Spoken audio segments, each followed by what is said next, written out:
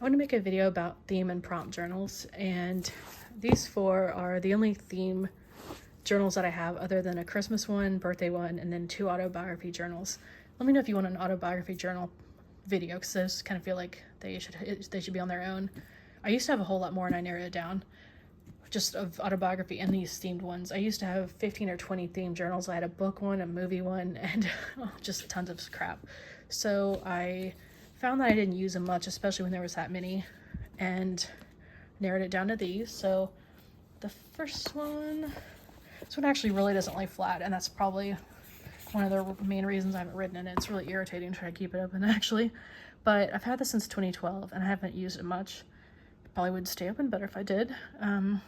So one of the questions, list what usually goes through your mind before you fall asleep. List the animals that really scare you. And then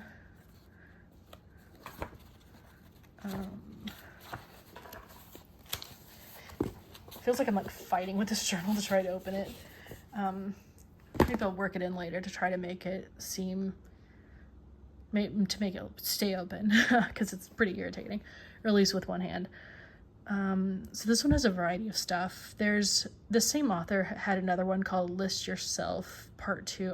It's something like that. It's a List Yourself series. There's the first edition that comes in a few colors, and then there's a second one called like Relist Yourself. It's whatever the second one is. And that one was kind of new agey, and I ended up not keeping that. I'd gotten it many years ago. But this one has more kind of daily life prompts, like list the things you'd rather be doing when you're at work. Relaxing hobbies, fun friends, movies, lake, TV, journaling, scrapbooking, jacuzzi, massage. I really don't remember getting massages then. I think I was just like the shiatsu back massages you get at Walmart like during the holidays or something. But list all the warnings you've heard about the evils of business. I keep dropping that journal. This one is kind of, it's made by the same person as one of the autobiography journals I have, and that one's called All About Me, I think, and that one's been around since the 90s, but I didn't have it back then. I wish I had. I did the first one of those probably over a decade ago, I think, and then I did another one 2 years ago. I wanted to see how that one has a lot about like your beliefs, politics, religion, your occupation, some about your memories. And that was one of the favorite autobiography journals I have. Actually, there was one that was really my favorite, and it was burgundy and gray, and I don't even remember what it was anymore because it's from 2013 or so, 2012. It was like grungy, and I'll have to make another video. I forgot about that one, but that one I filled in one night, and that's kind of an autobiography one. But the All About Me journal took a while to fill out, but it was the second most fun. This one has so many pages that I'm not sure if I'll ever really finish it, and some of it I don't like. This one I got on Amazon, but they have one that's a larger book size at Barnes & Noble, and that one's kind of tempting. I like this one has gold on the edge, which is why I kept it, even though it's really tiny. The Barnes & Noble one that is larger, it's probably like 5x8 or something, and it didn't have gold on the edges, but this one has like more book favorites, modern masters, and book titles, authors, like just it's a bit much. And the font is really small. Musicians you're attracted to, historical buildings or monuments you visited. Some of the pages like this are fun. They're called This or That, and there's quite a number of it. Today I went to list all the places you went today, and then they've got some sections in the front where you're born, where it's so tiny I can't read it. Oh, and when you're born, where you currently live, your list. There's probably some weird crap on here, but whatever. Your list, things you pride yourself on, events you'd want to visit as a time traveler, things you wanted to be as a child. And then there's kind of an endless amount. Like this journal's a bit overwhelming.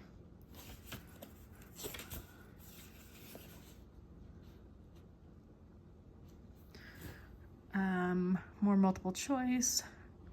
And it's got some stuff that's meaning, some stuff that's really kind of not. Like, Do you like vanilla or chocolate better? It's stuff that's kind of interesting, but also kind of individually meaningless. It's just like when you put it all together, it's kind of a fun thing to look back on. If I actually ever finish all this, which is not very probable. Well, I was trying to read what that said. How many weddings have you been to? And then that says 2. I puked at 1. I think I actually puked at 2. So yeah, don't invite me to a wedding unless you want me to puke at it. Maybe your divorce. I'll puke at your divorce. What's the angriest you've ever been? How much sleep would you like to average a night? Your biggest source of disappointment. So the font's really small and the lines are small. So if you're trying to get something for an old person, I wouldn't get this one. There's an autobiography journal by Chronicle Books that's incredibly long and painful to fill out, but that one's more kind of elderly age appropriate, like talks about all the stages in your life and less about if you like vanilla or chocolate ice cream. And then, let's see. This one I got recently thinking this would make me doom scroll less, and it turns out it doesn't. It's just easier to pick up a phone or watch TV. I actually would rather watch TV more instead of getting sucked into internet comments, but, or like Facebook newsfeed, like the suggested feeds that are just rage bait or just full shit. But yeah, I got this well-intentioned thinking it would make me use Facebook and stuff less, but so far it hasn't. But it's kind of a cute, kind of, I don't know, whatever the stylus is kind of casual and fun. So this is a lot of space for each one. Like there's a whole drawing plus this entire page for people I love.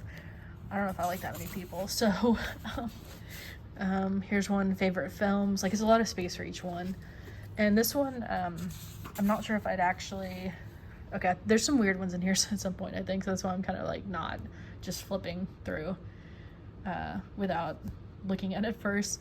So some of the stuff, I like looking back at things like favorite TV shows, but some of the prompts in here just I don't think will matter in 5 or 10 years, so I don't know that I'd actually keep this book. I really got this for the fun of it now and figuring I'd probably eventually pitch it and just use it as something that's like temporarily fun. Memorable childhood moments. Fads and trends. Favorite books. I realize I'm a chicken, but some of these journals have stuff that's kind of like list celebrities and people you don't like. And I don't know, it just kind of feels mean to show other people. And it's not always celebrities. Like I think one prompt is like list people that have made you mad in your life. Surprises, happy accidents, and lucky moments.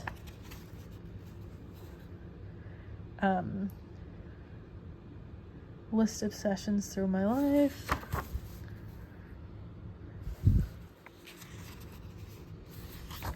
Values and causes I believe in. So some of these are more lighthearted than others, and it's already kind of torn, so that's another reason I don't think I'll keep it forever. It's been in the coffee table. I haven't actually taken it anywhere. It's a soft cover, and it's already bent and ripped, and I've had this since summer, so it's not like I've had it that long, and I haven't used it much either, so that's pretty irritating. The covers of all these are like that, and I used to have a handful of their others back 2012 or 13, and I didn't keep those partly just because I never used them, and then partly because they were soft covers I figured wouldn't last. And then this one was my least favorite thing to fill out. This really took a few hours, and I was miserable filling it out, but I love the idea of it, and looking back on it, it's just, it took forever to fill out, and it felt really redundant. They have a green one of these at Barnes & Noble, and I got this yellow one.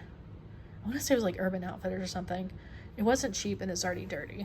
I had this for probably at least a few years before I finally filled it out this year. Let me show you the pages. So it's just got a lot in each one. So it's chapter 9, and I like that it doesn't have a like year pre-made. This also doesn't lay flat. It's so irritating. Journals just aren't made to lay flat all the time.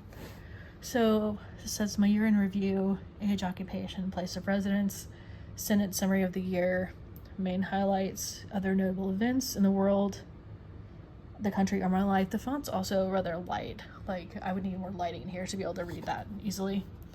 Holidays Adventures I've had this year. What's Been Happening in the Life of Family and Friends.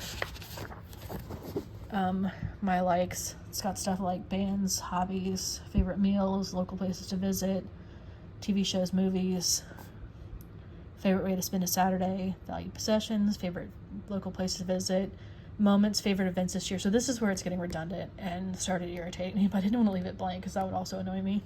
So it's got favorite events attended this year, favorite everyday moments, something I did for the first time,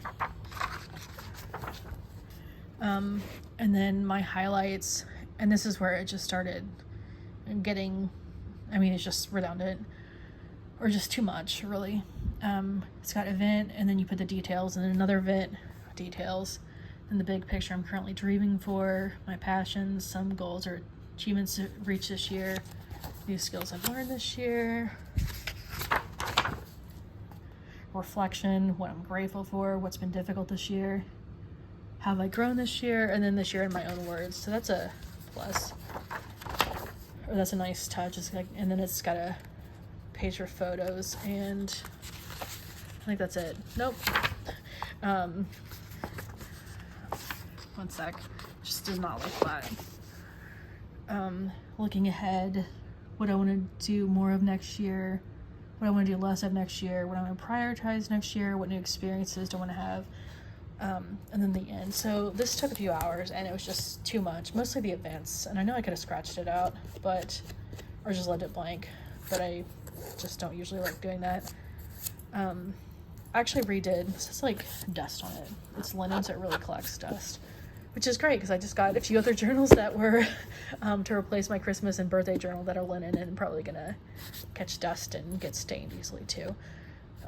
Those I probably will make a video on too. The birthday and Christmas one, hated the prompts in the new ones I got, but I wanted some with plain linen covers instead of the like 1970s non-matching red and green.